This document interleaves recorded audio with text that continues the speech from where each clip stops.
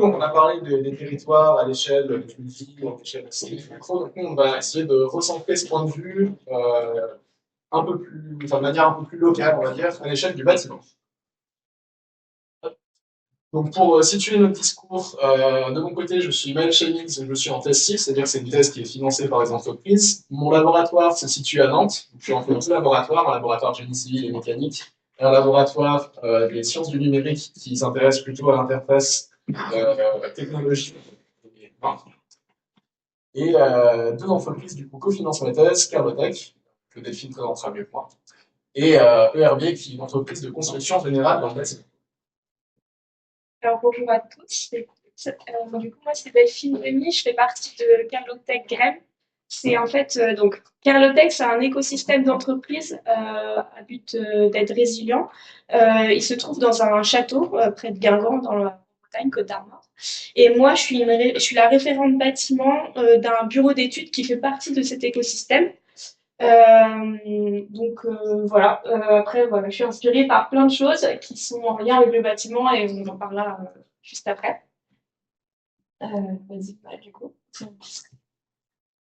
Donc, comment va se dérouler cette présentation? Dans un premier temps, je vais définir ce que l'on pourrait appeler un bâtiment low-tech. Ensuite, Delphine présentera du coup un projet de conception et de construction centré autour d'un territoire. Et nous conclurons du coup avec l'intégration des bâtiments dans le territoire et le fait que cet ancrage soit actif et que les bâtiments doivent d'une part intégrer réellement activement. Dans un premier temps, bon, c'est pas très important ce qui est écrit là. Faut juste retenir que oui, non, faut juste retenir que la low-tech, il y a plusieurs définitions et donc c'est une définition floue.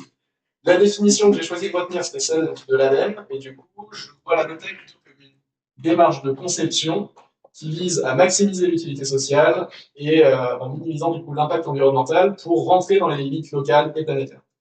Comment est-ce qu'on limite l'impact environnemental? Et ben, dans un premier temps, donc, du point de vue social, en questionnant nos besoins, donc en appliquant une démarche de sobriété, et dans un second temps, du coup, d'un point de vue technique, avec une réduction de la complexité des objets.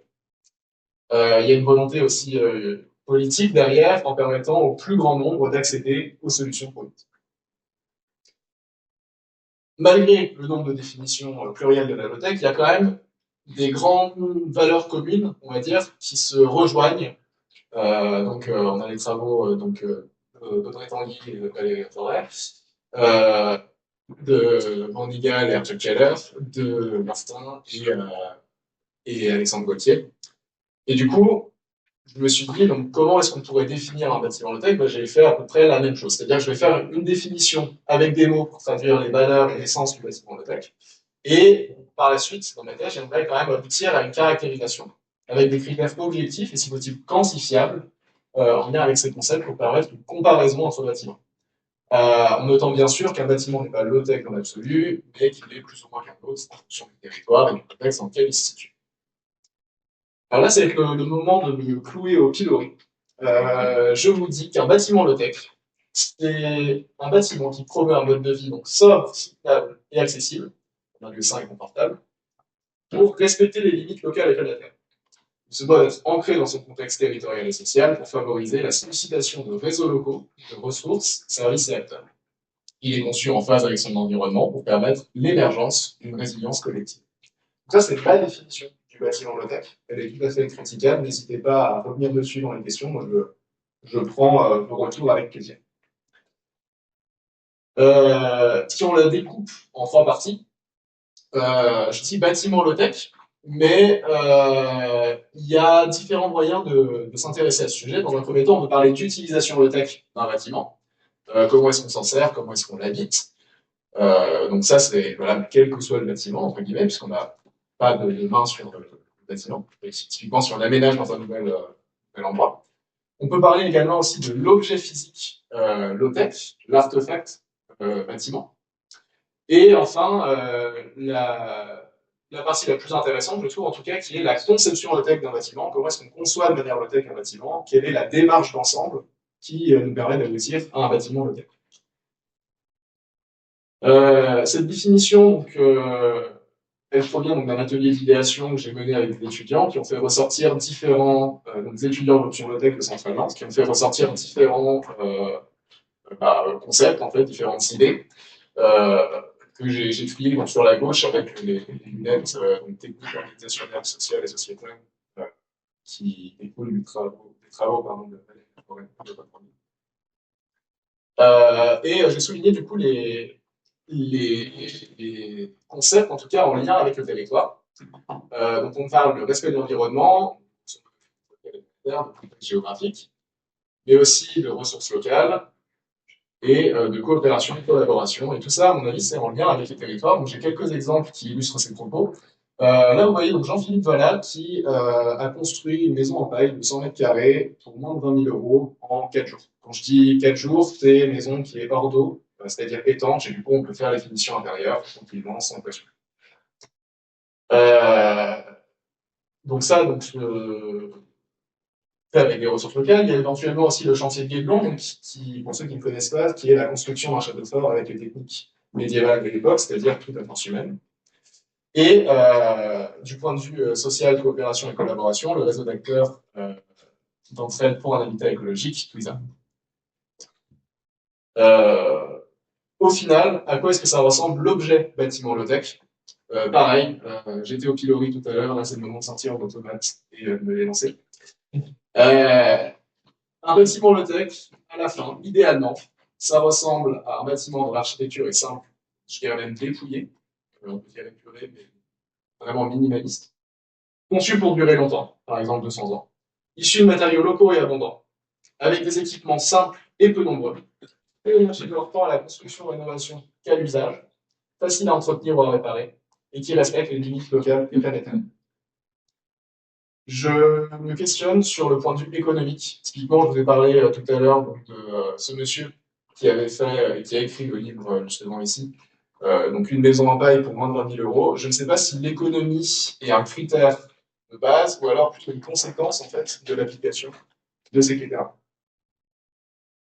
Voilà pour le cadre du bâtiment low-tech. Je vais laisser Delphine prendre le relais pour un projet du coup de conception en lien avec le territoire. Du pour revenir, ouais. Donc, je vais vous parler d'une mission concrète que je fais en ce moment. Avant ça, je vais vous présenter des concepts, si c'est à peu près des concepts, on va dire, ou en tout cas des mots qui sont en lien avec la low-tech appliquée au bâtiment. Déjà, tout d'abord, le climatisme, c'est donc faire le bâtiment avec son environnement, surtout immédiat, enfin immédiat entre autres, parce que par exemple, les vents, par exemple, on conçoit un bâtiment selon les vents et selon le soleil qui arrive de tel côté, de tel côté. Ce genre de choses. Par exemple, on met des arbres à un endroit du bâtiment pour que on puisse avoir un îlot de fraîcheur, etc. Matériaux locaux, savoir-faire locaux. Donc, faire avec les personnes qui sont proches du bâtiment et les matériaux qui sont proches du bâtiment aussi. Économie de fonctionnalité, on va en parler juste après. Concertation citoyenne, donc c'est la participation citoyenne, faire participer le plus de personnes possible qui sont en relation avec le bâtiment ou en tout cas la construction ou l'innovation d'un bâtiment. Patrimoine architectural, réemploi, réutilisation, mutualisation, modularité et réversibilité. Là, j'ai vu tout à l'heure qu'il y a des parois qui sont réversibles. Donc typiquement, ça c'est, on peut dire un peu low-tech, c'est-à-dire que on peut du coup séparer la salle en deux. Et ça, c'est un côté réversible qui est super intéressant. On adapte l'espace par rapport à l'usage. Et donc l'usage et l'usager, j'ai mis en gras parce que pour moi, la démarche low-tech est basée sur l'usager. Et nous, on a vraiment cette démarche de questionner l'usager, vraiment faire un état des lieux de ce qu'il a besoin, ce qu'il n'a pas besoin, aller titiller des endroits où on se dit, bah ouais, peut-être qu'il a vraiment pas besoin et on lui demande vraiment. Et du coup, basé sur ça, l'usager, donc Gérard et Janie, que j'accompagne pour une rénovation d'école dans une petite commune, c'est eux en fait qui permettent la démarche low-tech. C'est vraiment eux. D'un côté, c'est les clients et c'est ceux qui payent. Donc voilà, il y a ça, mais ils ont vraiment cette sensibilité à la low-tech. Et c'est grâce à eux que sur un territoire, on peut amener de la low-tech. Et donc c'est grâce à eux qu'on s'est tous réunis autour de la table, toute une équipe avec une architecte, un bureau d'études thermiques, un bureau de structure, etc. Et on a répondu à ce qu'ils voulaient. Donc moi, en tant que AMO, assistante à maîtrise d'ouvrage, on a écrit un programme ensemble avec Gérard et Rémi pour rénover l'école à leur manière. Après, on a été sollicité par eux pour avoir un peu cette sensibilité low-tech. Et donc on s'est basé sur une rénovation thermique qui est qui est vraiment essentielle pour un confort des usagers. C'est une école maternelle et élémentaire, donc voilà pour mettre le contexte. Une rénovation donc thermique avec des gros enjeux de confort thermique, mais aussi de qualité d'air intérieur. On a en Bretagne beaucoup de radon, donc c'est un gros problème avec de nombreuses solutions. Une rénovation architecturale parce que il y a aussi ce que je disais, le patrimoine architectural qui est très important. On est près une église qui est classée ou en tout cas listée dans le patrimoine. Voilà, merci. J'en oublie mes mots. Donc il faut faire avec ça. Et une rénovation chaleureuse, là, c'était vraiment une grande volonté de Gérard et Jamy, c'est-à-dire de faire participer les citoyens, de faire participer beaucoup de personnes. On aimerait faire un chantier participatif avec les élèves, avec les parents d'élèves aussi, etc. Donc voilà, on parlait d'images désirables. Là, c'est donc l'architecte et son équipe qui a produit cette image-là. Et là, on voit vraiment tout ce qui est les éléments concrets, structuraux, en fait. Il y a d'autres choses qui sont pas dites que je vais vous expliquer après. Et donc là, ce qui est important dans cette démarche low-tech, c'est l'isolation intérieure qui est plus sourcée, un accès extérieur à la bibliothèque pour que les citoyens puissent venir dans l'école quand ils veulent, quand il n'y a plus les élèves dans l'école. Une cour qui est vraiment adaptée aux élèves avec de la nature, on casse le bitume, on remet un peu d'air, ça fait du jeu. Quoi d'autre On récupère l'eau de pluie. Enfin voilà. Du coup, ça, c'est des éléments assez concrets. Ensuite, autour de ce projet, il y a ce truc de participation collective où il y a les parents d'élèves qui sont venus nous filmer. Ils sont venus filmer, ils filment le projet de rénovation de l'école pour avoir cette mémoire de l'école de avant et après. C'est une école qui a plus de 100 ans, donc c'est quand même un bâtiment qui est très très très important pour les citoyens de Carles-Moelou, qui est un village de 600 habitants à peu près. Donc c'est vraiment un lieu fort de dynamisme. Et ils ont aussi fait venir des étudiantes architectes, maintenant architectes, depuis, il me semble, Paris, pour faire une prémisse d'un PLU et aussi, pardon, repenser la cour de récréation qui est complètement bitumisée. Et du coup, là, elles ont participé avec les élèves. C'est les élèves qui ont dessiné sur des feuilles papier qu'est-ce qu'ils voulaient. Donc voilà, et ça, c'est les dessins des élèves, quoi. C'est top. Chantier participatif. Une autre chose qui peut pas être visuelle, c'est que donc Gérard et Rémi ils voulaient une énergie renouvelable dans leur école, donc une chaudière biomasse.